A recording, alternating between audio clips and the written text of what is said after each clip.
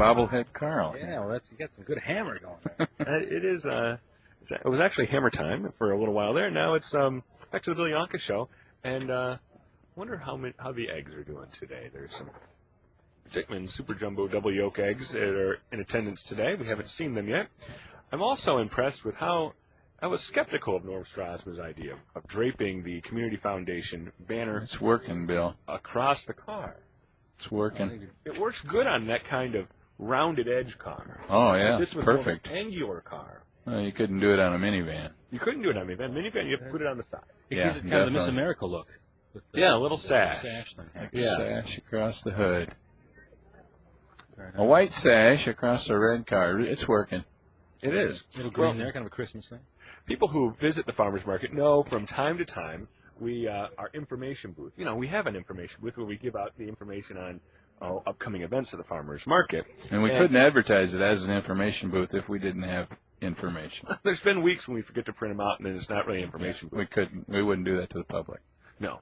But it is an information booth, and we like to have someone help us man that. And you're going to be here a couple weeks. Tamara? Hi, how you doing? Very good. How are you? Doing great. And you are representing what's going to be a brand new event for Yes. Kankakee County. Yes, it is. I'm excited about it. I know. I think it's going to be something that people are used to different things, but they've heard about things like this other places, but Right. not here yet. So tell us about it. Well, I'm actually working with the Lungevity Foundation out of Chicago. As you said, I'm bringing something new to our area. Mm-hmm. It's going to be the first annual lung cancer awareness walk. To my knowledge, we're the first one for the area ever. Mm-hmm. I mean, like I said the other day on the radio with Lisa, that if someone can correct me, I would love to find out if there'd ever been anything before, Yeah. But we're going to be having our event August 15th. I'm here today. Thank you very much, by the way. I'm here today to help promote the walk. I'm going to be here to be able to register people, take any donations. I've got a few products here to also help support the event. So we hope to have, I can't even talk today, hope to have folks come down and check us out. And if you have a question about the farmers market, you hand them a piece of paper. That's pretty much your duties as far as Yes. I have a rough job, I give them a piece of paper and answer a little bit of a question for them. If the questions get more confusing, you point them in the direction of somebody in a shirt like mine. I could be a pointer like Vanna? Yeah. Oh, just like that. Just like cool. That. I love that job. Yeah, especially because Vanna doesn't turn any letters anymore, does she?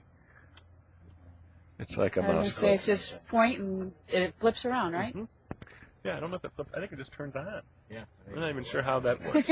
But when's the event? August 15th. Registration will be at 9. It will be at Small Memorial Park.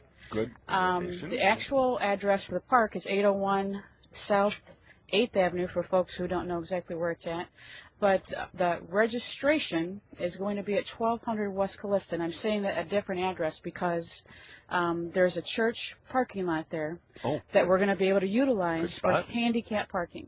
And obviously we want to make the registration as close to that lot as possible. So we're going to register right there in that lot and then walk around the park, which is right there underneath the trees. And I would imagine you probably have signs directing people exactly. and all that sort of thing. I have been busily writing all sorts of signs saying this way and all kinds of getting things ready for that day. I love the name, Lungevity. Yes. That's a part of the Lung Association. And yeah, they started pretty much all of their lung cancer research stuff because in 2000, 7 lung cancer survivors had realized when they were looking around there was no organizations that had done any kind of fundraising for lung cancer research. So they started this. Unfortunately, there's only one of them still with us today.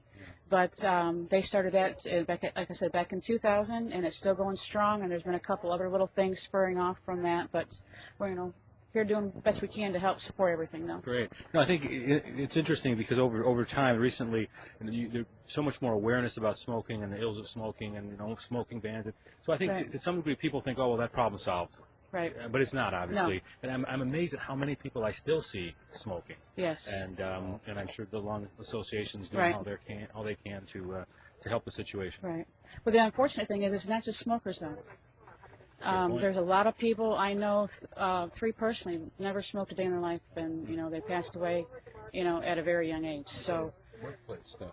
Yes, a lot of it's the workplace. So, just everybody. I mean, you just have to be careful no matter what. It's not just if you smoke. I mean, yeah, it gives you an added risk, but I mean, It's out there. You know, I mean, a lot of people like to think, oh, well, you know, they smoked. Well, you know what? You don't know.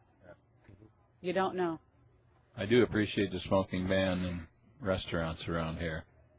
I am a non-smoker, so do I. I think I'm going to be really shocked when I go to Tahoe in a couple of weeks and Oh, in Tahoe, go that's into not the those story. casinos and get hit with that again. Ah.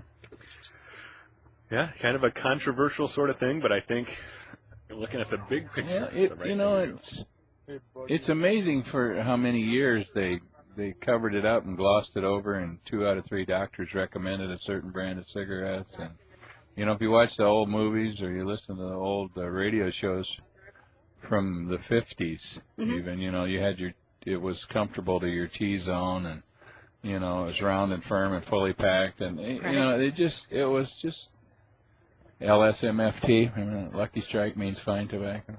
You know that one? I don't know that. Yeah, it was amazing the stuff they got away with. Yes. And they bought off enough doctors to say, oh yeah, it's not going to bother you. It's not going to hurt nothing. No. It's like when they found asbestos, you know, they said, well, we had asbestos in the schools in Clark County. And they said, well, it's okay if it's not disturbed. Mm-hmm. And then they had this big explosion at a factory near a bunch of schools, and they said, is it disturbed now? Yeah, but it'll be okay for a while. You know, they kept putting it off until they just had to close the schools and just go in and redo the whole thing. But you don't know what you're breathing in a lot of jobs. No, you don't. That's absolutely true. That's my mother is the reason why I started this. She was diagnosed in September with lung cancer. Can't tell a lie. She was a smoker, but the doctor said one of her main problems was 25 years in a particular line of work, and was her major problem.